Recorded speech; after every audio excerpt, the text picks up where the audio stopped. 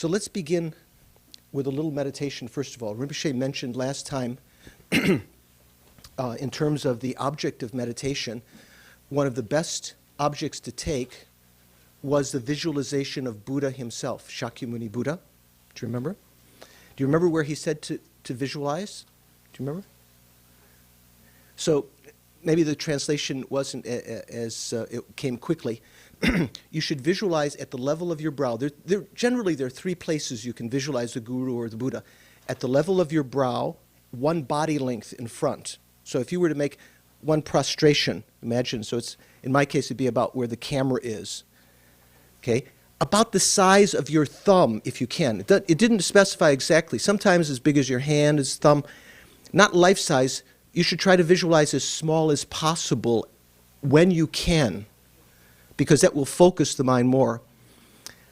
Other times you can visualize on the crown of your head. That's one of the others, the second place, let's say, not necessarily in this order, or at your heart. Those are the places we visualize the Guru. You know, sometimes we visualize Lama Tsongkhapa in front. He comes to the crown of the head, the second place, and then comes to your heart. So let's begin with a little meditation in this way. And in order to do so, you have to first quiet your mind, calm your mind. So let's watch the breathing for a few respirations. Very forcefully, not forcefully breathing, but forcefully holding the mind on the breath.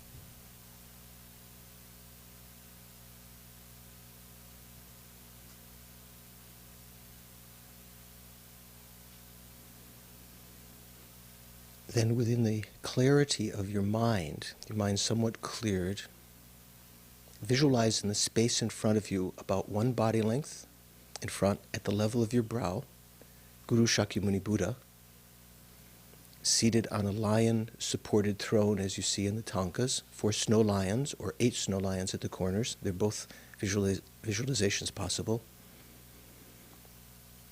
Upon the throne, golden throne, which is emblazoned with a double vajra, sits a multicolored lotus, and upon that is a sun disk. Upon that is a moon disk, as though cushions. Seated upon that is Lord Buddha himself, seated in the vajra position, legs crossed, in the robes of a monk, saffron-colored robes.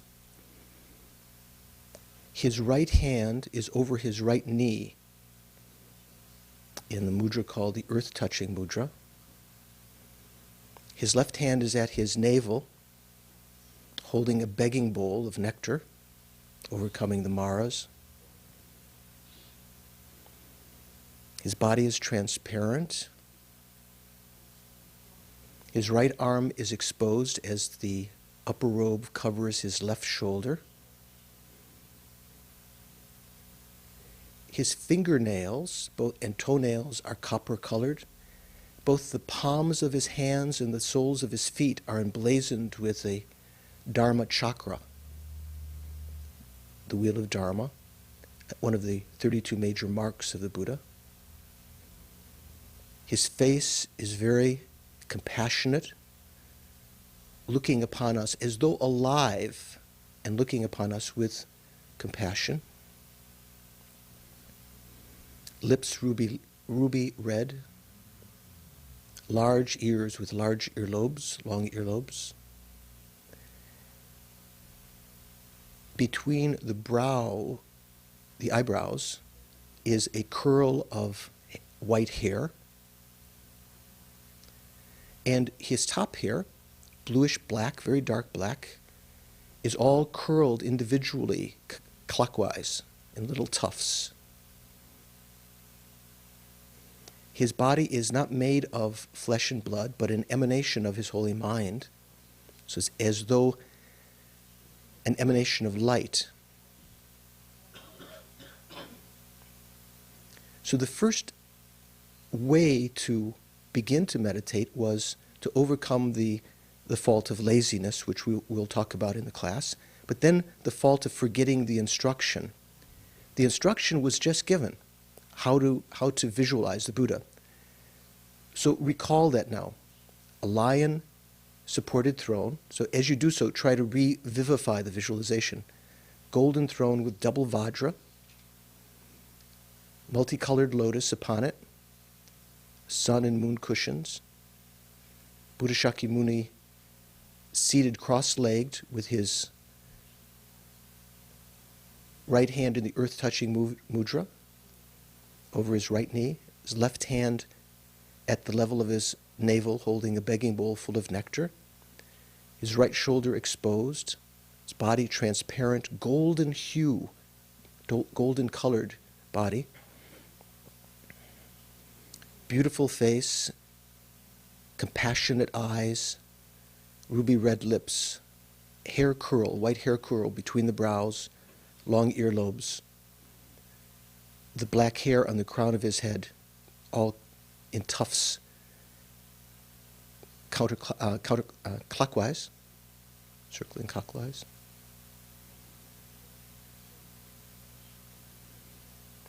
If you have even a fleeting image of that, even if it is not clear, try to use the mental factor of your mind, mindfulness, memory, to hold it.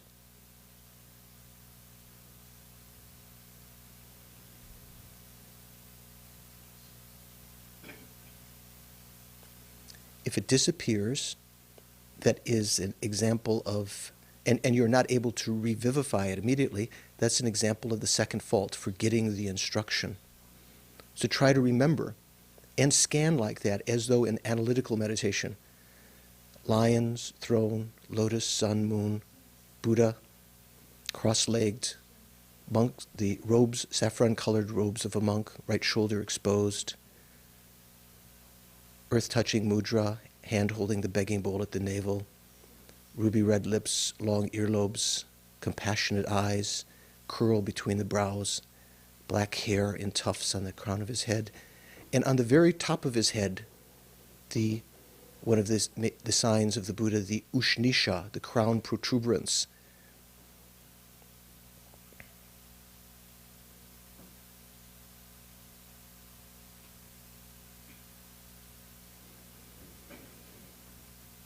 And then think, as we enhance this week by week, day by day, our visualization, we'll be able to take refuge, and we'll be able to recite the mantra and so forth, do the various practices associated with Buddha more authentically.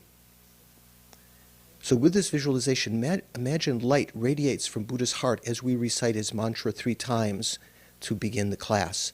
And in so doing, that light comes to us, eliminates the obstacles to taking refuge, to generating bodhicitta, and the light goes to all sentient beings, alleviating their suffering, their obscurations. Tayata mune mune maha munai soha. Tayata mune mune maha munai soha. Tayata mune mune maha munai soha.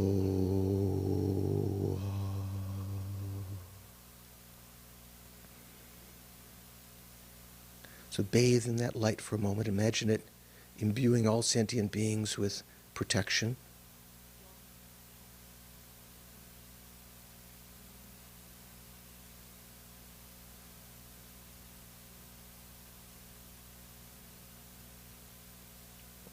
And then bring your attention back.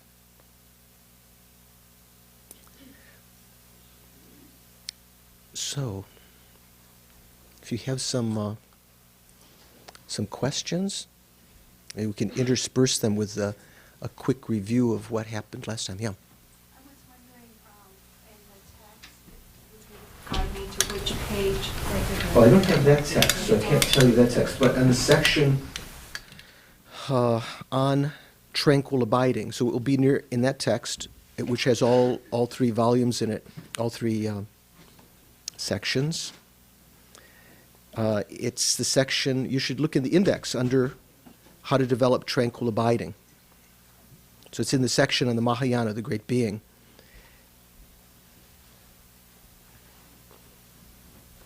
Okay, it looks like it would be, if you have the days there, it's in, it begins during day 20, I think. Okay.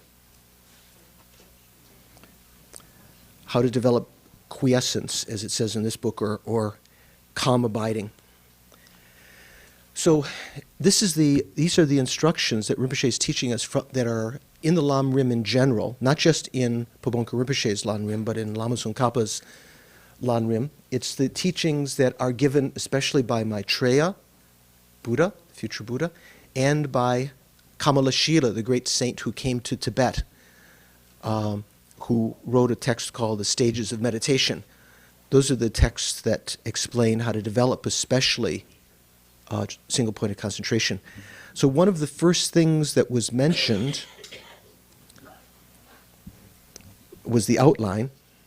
The first thing was to have the prerequisites for achieving tranquil abiding, and that's what we spent most of the time on last time. Today we'll talk about the actual method of achieving calm abiding, which involves overcoming the 5 faults with the 8 antidotes. And some of you who are in our other classes may remember what those are. Remember? So, does anyone have questions about the prerequisites? Do you remember? What are some of the requisites for achieving tranquil abiding? Remember what the first one was? Pardon? A quiet place.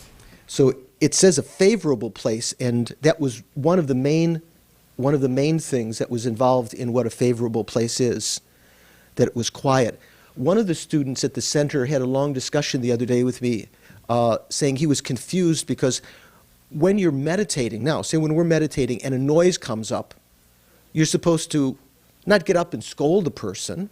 You're supposed to continue meditating, right? But yet, on the other hand, it says that you're supposed to find a place without the kind of interferences of noise. Do you see that as contradictory? No. If you're in a meditative session and interruptions come, noises, try to utilize that rather than allowing it to cause your anger or unhappiness to arise. Try to use that as an object of patience and to concentrate further to bring your attention inwards. But if you are constantly assailed, so to speak, attacked by various kinds of sounds, as a beginner, it's as Rinpoche mentioned, even if you were to meditate for 1,000 years, you would not be able to bring the attention inward to your mental consciousness. Maybe you remember at one point Rinpoche mentioned actual quiescence, calm abiding, doesn't take place in the other senses. It takes place in the mental consciousness, not with the eye consciousness, for instance, by visualizing a candle or something like that. So to do that, you have to bring your focus inward toward your mind, toward your mental consciousness. And to do that, you have to draw your attention away from the doors of the senses, the eyes and the ears and so forth. So if there's always some kind of interference outside, some kind of interruption, noises, it's going to be very difficult to start that process. So you need to find a place. What were some of the other things in favorable place? Does anyone remember? Safe. In America, would that depends. Like if you, probably generally, if you lived in a place where you were constantly worried about burglars, is that the right word? What do they call them now? They call them burglars? Thieves in your house? Maybe that's not the best place to set up a long retreat to try to develop single-pointed concentration. Also should be a place where there's available good water. San Francisco, Santa Cruz, like that? You get it? Maybe you have to get bottled water, I don't know. Okay. Has good water? Okay. I heard you sold some to Los Angeles and then they put some half-defiled water, someone was telling me, into the other water, just so it's just barely meets the standards. Anyway, good to have a place where you don't get sick. If there's a place where there is a lot of sickness going on and you're going to be in contact with it, that's not the place to try to develop tranquil abiding, just from a practical point of view, because if you fall ill, that's going to interrupt your attempt. And because it takes so much real concentration and, you say, single-pointed effort to achieve, you want to try to be able to have the optimum conditions. Also, without... okay, let's go on to the second one. Having few wants, few desires, and the third one, being satisfied. Do you remember those two? Having few desires and knowing satisfaction. Does that sound like easy to have? I know one of my Dharma friends was doing a retreat in India, and they had many desires. They needed, for instance, they would send out messages sometime, please get me, I can't remember the kind of barbecue sauce, a case of that barbecue sauce from the place in Delhi, send it up by bus. And then, something, many kinds of desires, please send this. If your mind is constantly needing more, we could say neediness. What do you think, Roberto? Difficult. Desirelessness, yeah. So, I mean, here, desirelessness may be quite a sublime state. Just means having few desires, less desire than general. And the second factor is related to that. The third one, rather, being satisfied. Is there a difference between being satisfied and having few desires? How would you say? Being satisfied would be like, we kind of cheated. We listened to Renee's tape on the way down. Oh, okay. Being satisfied would be being satisfied with the place that you have. Maybe the cabin has a small little draft in one corner, or something isn't exactly right with it, but instead of, letting your mind get all wound up about it, you're satisfied with that. Or maybe the food isn't exactly the food that right. It doesn't have to be just the place, but the best. Food, right. Maybe it's the wrong variety of pear where you really like this kind. Oh, really? Okay. Oh, yeah. It wasn't boiled right. So, yeah, I think I told some of you a story once when I was at our monastery in Kopan. I had a room in the Western Sangha quarters that was right next to the bathroom, which was actually toilet and bath. And the door was right there, and my teacher Lama Yeshe came into the room and he said, how's your room? Just looking around, and I said, oh, it's okay, but Lama, there's a lot of noise from the gompa, and the people walk in, put their shoes outside, and there's noise. And Lama looked at me very wrathfully and he said, good enough, dear.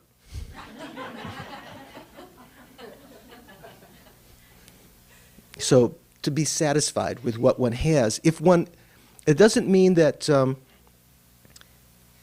before, when you're looking for a place, just to be satisfied with any conditions.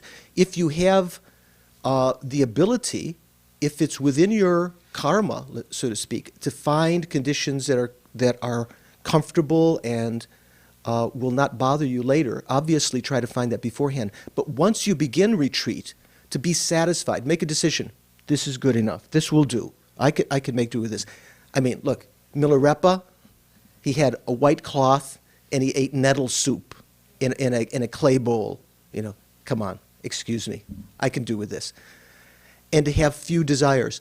Also, one of my Dharma friends, maybe you know Mike, Alan Wallace, who's meditated for many years, said that one of the things he found in retreat was in between session, not to be, if you have many desires, you're unsatisfied just doing retreat, like you're thinking, I need to write some letters, maybe I should have some books to read in between session, something to distract your mind. So just to have few desires and to be satisfied. Then fourth one, to avoid disturbance caused by being involved in many activities. The example that Rinpoche gave was what? Do you remember? What did Rinpoche mention? He talked about making divinations and astrology and so forth, remember?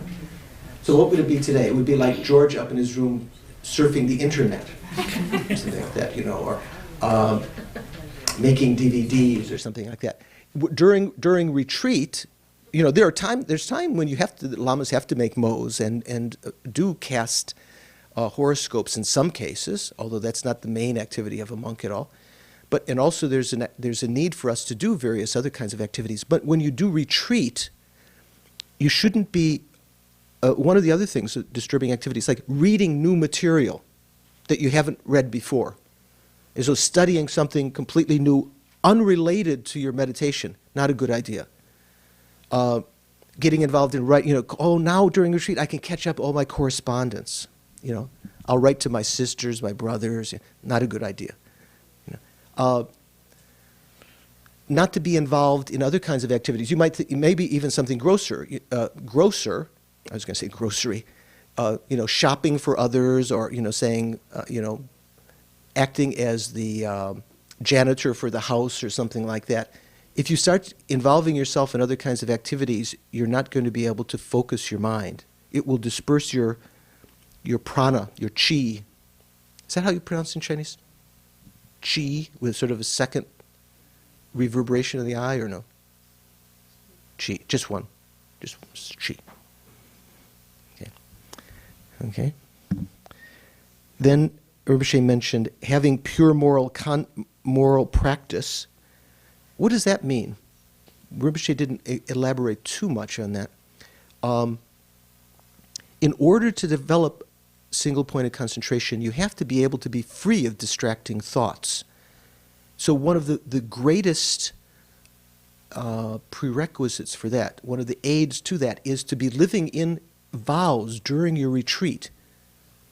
Because in so doing, you preclude mentally, you make a decision, I'm not going to be involved in certain things, fantasies about love and sensual desires, to actually avoid stealing and so forth during retreat acts as a support because it accumulates virtue. It allows you to be mindful all the time of those vows that you've taken. And in so doing, it acts as a support for your mindfulness in meditation. I think I mentioned to some of the others in some of the other classes, my teacher Lama Yeshe used to say that many Westerners wanted to develop single-pointed concentration because it seemed to be the key to developing all the other realizations, right? But they didn't know what the real secret was. And Lama emphasized this, living in pure moral conduct. So when you're doing retreat, many people who, if you have not taken the lay vows, it's very good to take the vows of a layperson during that as a prelude to the retreat, or during the retreat to take every day the Mahayana precepts. You know what those are, the 24-hour precepts. Okay. And then Rinpoche mentioned, finally, overcoming thoughts about sense objects and other things. So this was where there was some doubt. Rinpoche was asking me, what did I think? What was the difference between this and having few desires? Because I think Brother Fabrizio translated something like having small attachment or something. How did he translate there? Do you remember? Because there was, the way he translated it made it sound that it was very similar to the prerequisite of having few desires. Do you remember? What do you think, Lisa? What's the difference between this last one, this is the last of the prerequisites, and having few desires? Same thing? Few desires and having which? This last point, I don't know how Fabrizio translated it, but here in this text it's translated as overcoming thoughts about sense objects and other things. They seem very similar to me. Having here, I think the emphasis is this. Having few desires refers to your mind in general in your present situation in terms of food, abode, and clothing. Sometimes you think, I really need that, what's the one all the Chinese people in Chinatown buy? North Face, Oh, I need that North Face vest. This one's not good enough, being dissatisfied and having desires is and I need some barbecue, I need some chili sauce, maybe some tofu, having all of these desires. Whereas this last one is referring to discursive thought in general, allowing yourself to fantasize, we might say in the West. Or, what's another word? Daydream. And in so doing, do you usually daydream and fantasize about unattractive things? Yeah, usually attachment stuff. But, sometimes you might be worrying. There might be some constant worry, which is the cause of depression. So this is talking about, in general, to try to overcome those. How could you overcome them? Well, you have to use Lam Rim meditation and the various antidotes of the Lam Rim to remind yourself of impermanence, the great value of meditating and so forth, that this is a rare opportunity. All of these problems that seem like big problems, or all of these desires, different kinds of things in the mind that seem to be suitable to be thought about, they could be cultivated later at other times. Now's the time to meditate. Okay. So those are the prerequisites are mainly what Rinpoche talked about last time, and also alluded to the next section that I think he'll continue today, which is the actual method for achieving calm abiding. So the actual method here means, in general, the main procedure. And what is that? This is talked about overcoming the 5 faults by means of the 8 antidotes. Do you remember, did Rinpoche mention this last time? So what are the 5 faults? Were you here, Mark? You weren't here at that time. Brother, do you remember the 5 faults? The first one is lay low, which is laziness. Laziness, okay. That's as far as I go. Okay. That's very interesting, because the second one is forgetting the instruction. So actually, when it says the instruction, it includes all of this instruction, but includes, particularly when we were meditating at the beginning, in order to meditate on an object, that means to keep the instruction. The object of meditation has been explained to you either verbally by a teacher or that you've read in a book. That's called the instruction. So forgetting the instruction means you tried to meditate on Buddha, then it was lost for a moment, and then you can't remember what you're meditating on. You can't. What is that?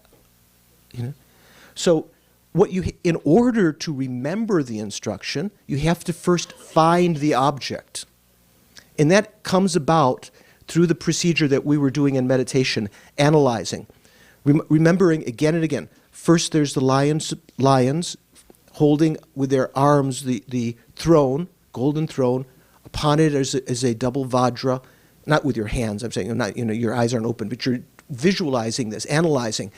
A multicolored lotus upon that's a sun cushion, upon that's a moon cushion, seated Buddha like a monk, with the saffron robes of a monk, his right shoulder exposed, his hand touching the earth, and so forth. As in the statue. This final statue of the 8 medicine Buddhas is Shakyamuni himself, isn't it? So that's a good representation to use. Imagine with saffron-colored robes. Do you see the representation? I think there's a jewel right between his eyes that represents the hair curl, the tufts of hair, and the crown protuberance, the ushnisha on the top. So to visualize like that. and then sinking and excitement, lack of application, and then over-application are the five faults. Yeah. Could you just go over the hand markings that you were talking about? There are others too, but in the palms of the hand and in the soles of his feet are circles with spokes coming to the center, what are called the Dharma chakra. Okay, you'll see other signs in the various places of the Buddha's body also, but those are very renowned. Also, like I say, the soles of the feet, the nails are copper colored. All of the body is transparent, like golden hued, not made of, not like a statue, almost like a holograph, but living, as though the eyes are actually looking at you with compassion. So let's see, are there any questions that you wanted to ask? Okay, here it says,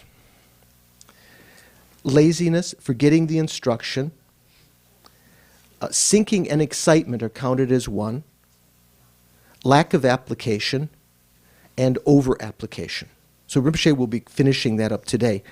Laziness, these have 8 antidotes. Now, those of you who are adroit at mathematics, it's easy, right? So the first one has 4 antidotes. How many does that leave left out of 8? 4. 1, 2, 3, 4. So each of the last 4 have one. This is kindergarten class. Each of the last 4 have one antidote. The first one has 4 antidotes. And those of you who have the steadfastness to be taking the mind and mental factors class know what those 4 antidotes are to laziness. Faith, aspiration, effort, and pliancy or suppleness or flexibility. Rinpoche may explain a bit about that today. Very hot. Yep, very good. Anyone else have a question? Anything about the last time's class? Because as we get close, we'll stop about 15 minutes or 12 minutes before the class, so people have a chance to get ready. Yes. Yeah, go ahead. Okay. In retreat, it's okay to be reading a book as long as, like you're in a Shine retreat, as long as the subject of your reading or study is Shine, you feel it's okay? In general, if you're reading about, if you received instruction about Shine, about tranquil abiding, then to read other things about it to enhance that, to revivify, to review that, very, very good. One of the other exceptions that's acceptable, the Lamas say, is to read inspiring stories of the great meditators of the past. Not about great warriors or, Teddy Roosevelt's expeditions as to, where did he go, South America or something. But to read things about Milarepa's life or Lama Tsongkhapa's life or Marpa's life or things like that, Naropa, that inspire you to practice. Or who knows, maybe even, Mother Santa Teresa of Avila or something like that. But it's not a good idea to be studying something while you're trying to develop single-pointed concentration as though you think you're going to use this quiet time where your mind will be sharp to study. That's something different. That would be a study retreat.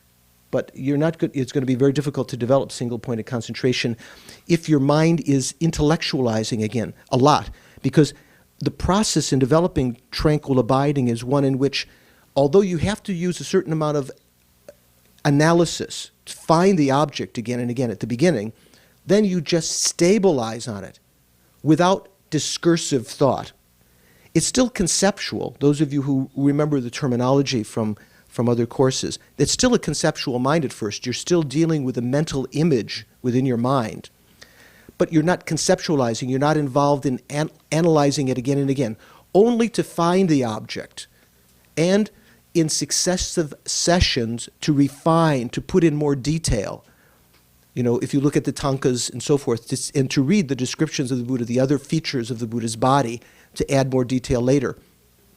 But most of the time, you're not involved in analysis, which causes the winds to move a lot. And that prevents your settling on the object. One of the great meditators of contemporary times, Geshe Yeshe Tobten, who passed away a few years ago, used to live in Dharamsala. Some of you remember Yeshe Topden? Yeah. They called Gendruptop, I think, sometime.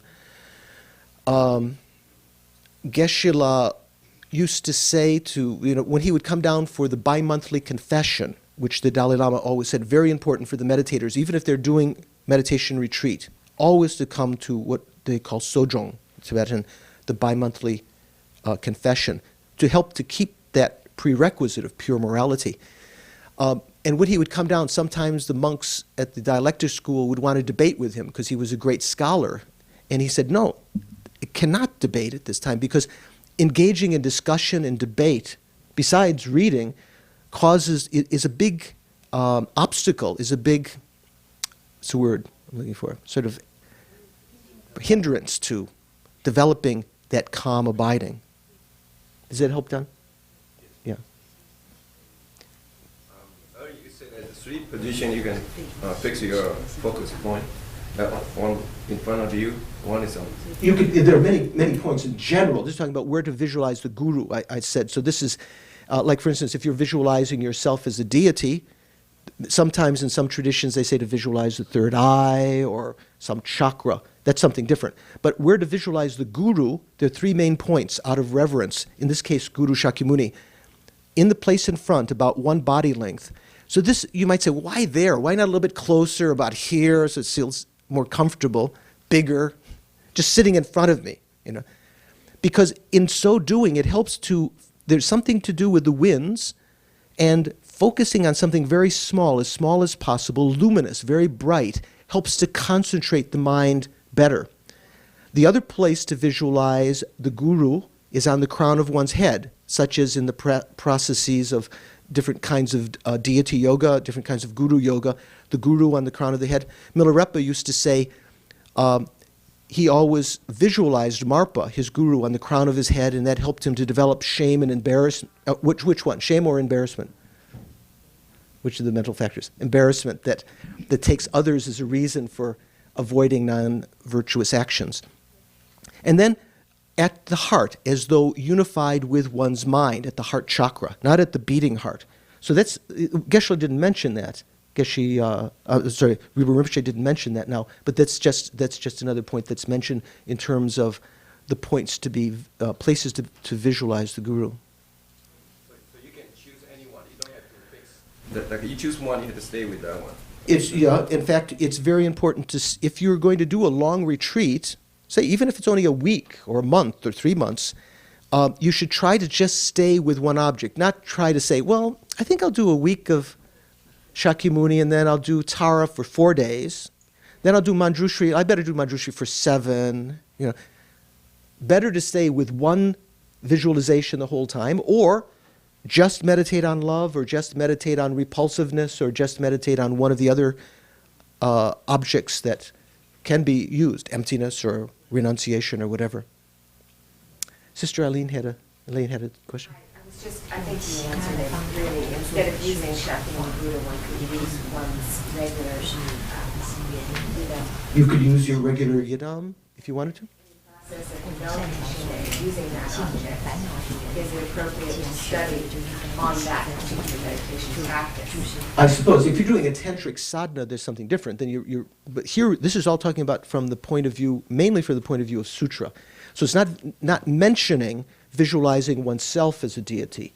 That's another kettle of fish. You can develop, not maybe kettle of fish, it sounds a bit demeaning of the tantric method. That's another thing entirely. That one can develop single-pointed concentration by that means, indeed. But here we're talking, in general, from the sutra point of view, useful for everyone. You could tell your relatives and so forth to visualize the Buddha in front. Any last question? Maybe we'll break it out. Lisa. So if one can visualize, say, Tara or another deity much easier than Shakyamuni, does that mean that that's a better way to go because we have more karma? Well, you don't know if it's because maybe that you're more attached to Tara, or maybe you think because I'm a woman, Tara's a woman, therefore she's better for me.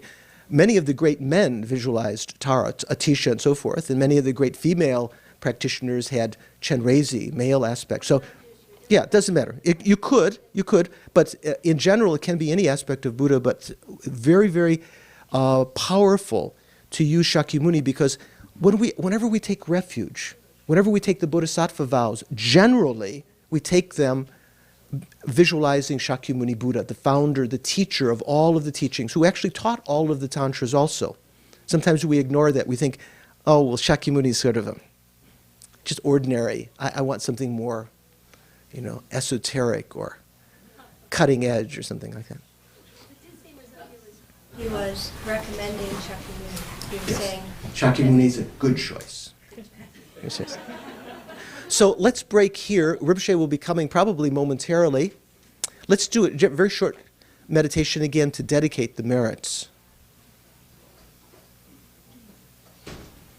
Dedication is a case of preserving the karma so that it's not exhausted simply in some ripening in the future. So think, due to this karma, may I actually eventually attain enlightenment.